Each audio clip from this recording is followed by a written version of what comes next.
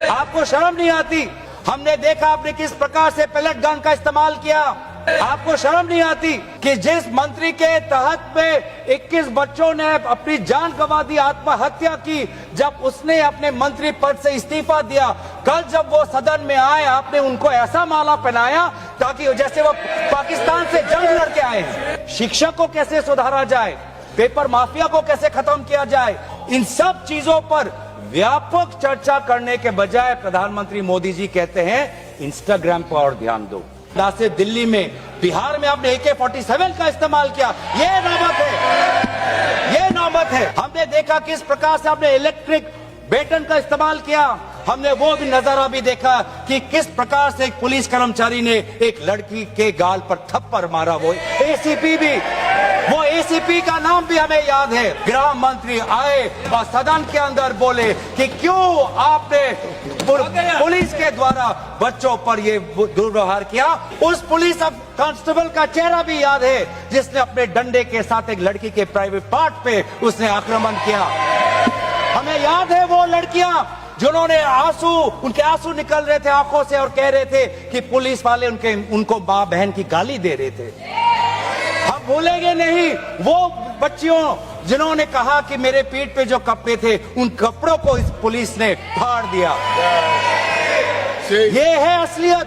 हमने वो भी देखा उस मध्य प्रदेश से आए हुए आदमी को जिसके सर पर खून निकल रहा था, खून से लथपथ उसका चेहरा। उस समय भी पुलिस को लड़का रहा था कि देखो ये लोकतंत्र है, लोकतंत्र में जनता जनार्दन है, जनता प्रजा राजा होता है। हमने वो भी देखा। लड़का कहता है कि इस उंगली से मैंने पिछली बार कमल पर वोट डाला, आज इसी उंगली को कमल के पुलिस ने तोड़ डाला। ये जो उंगली दिख रही है ये वाली, इससे मैंने कमल का बटन दबाया था, कमल का बटन दबाया था और इसी उंगली को तोड़ा है मार के। हमने वो भी देखा युवा लोग आए, एक लड़का था हरे शर्ट में, वो पुलिस को बोलना कि मार मुझे, मारो मारो सर मारो। उसमें वो भगत सिंह का जज्बा हमें दिखाई दिया कि अब वो डर उनसे चला गया, डर खत्म हो गया, डर गायब हो गया। लाठी है, दर्द होगा, रात को सोने में मुश्किल होगी, लेकिन सब लोग कह रहे थे कि कुछ नहीं होता। अगर शिक्षा के लिए, अपने भविष्य के लिए अगर मुझे 2-3 लाठी भी खानी पड़ेगी तो मैं लाठी खाने जाऊंगा। ये है हमारा युवा शक्ति। मैं इस सदन से भारत के युवा समाज को मैं नमन करता हूं, धन्यवाद देना चाहता हूं कि आपने हमें दोबारा याद दिलाया कि लोकतंत्र का मतलब क्या है। आपने दोबारा हमें याद दिलाया कि सवाल पूछना आप सबका, हमारा सबका मौलिक अधिकार है। कि धर्मेंद्र प्रधान जी सिर्फ एक मुखौटा है आपके शिक्षा विभाग, आपकी शिक्षा के प्रति जो उनका आपकी जो नीति है वो सिर्फ एक उसका एक चिन्ह है, एक सिंबल है। उनके हटने से भी शिक्षा में सुधार आएगा। आज भी ना बच्चों को विश्वास आता है इस बात पर, ना हमें इस बात पर विश्वास। आज शिक्षा को लेकर धरना हो रहा है, आज शिक्षा को लेकर जंतर मंतर में हजारों की तादाद पर लोग इकट्ठित हुए। एक माँ ने एक आशीर्वाद के साथ अपने बेटी को भेजा, एक बाप ने अपने बेटे के पीठ पे थपथपाकर उसको जंतर मंतर पे भेजा, और DU, IIT, JNU कहती है आप मत जाओ। छात्रों को कहती है अगर आप जाओगे तो आपके करियर पर प्रभाव बन सकता है। यह है शिक्षा की संस्थाएं। और इसीलिए बार बार हम मांग कर रहे हैं कि किसने आदेश दिया, वो आदेश कहां से आया कि पैलेट गन का इस्तेमाल हो। किसने आदेश दिया, किसने आदेश दिया कि आंसू गैस का इस्तेमाल हो।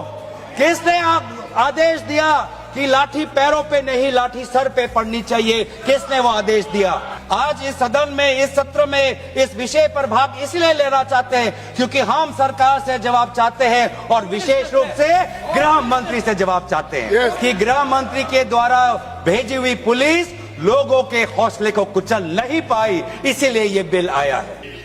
और जब 2024 का जब पेपर लीक का मामला जब पूरे देश भर में आया, उस समय में भी शिक्षा मंत्री धर्मेंद्र प्रधान थे। आपको पता है धर्मेंद्र प्रधान जी ने उस समय क्या कहा? उन्होंने कहा कहां हुआ पेपर लीक, नहीं हुआ पेपर लीक।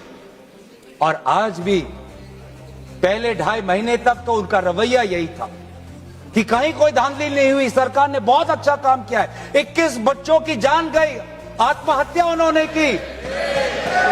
प्रधानमंत्री जब आते हैं, हाई पावर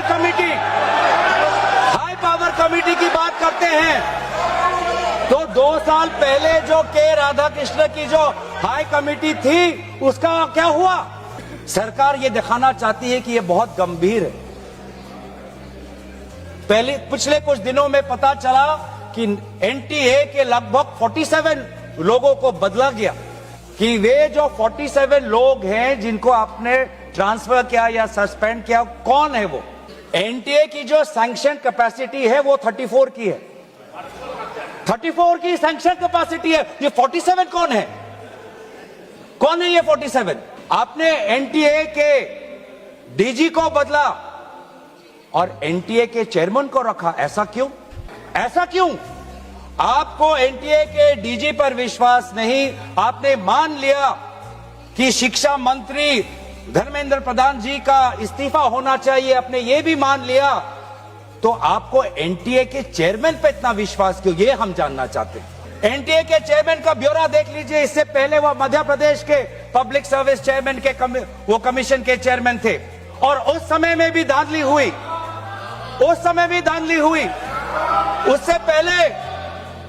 उससे पहले वो छत्तीसगढ़ में भी पब्लिक सर्विस कमीशन में चेयरमैन थे, उस समय में भी धांधली हुई।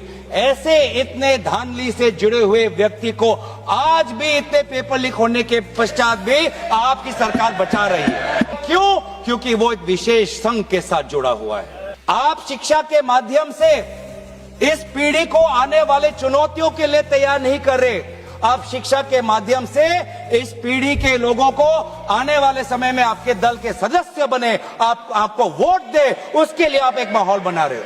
यह है आपके लिए शिक्षा का उद्देश्य।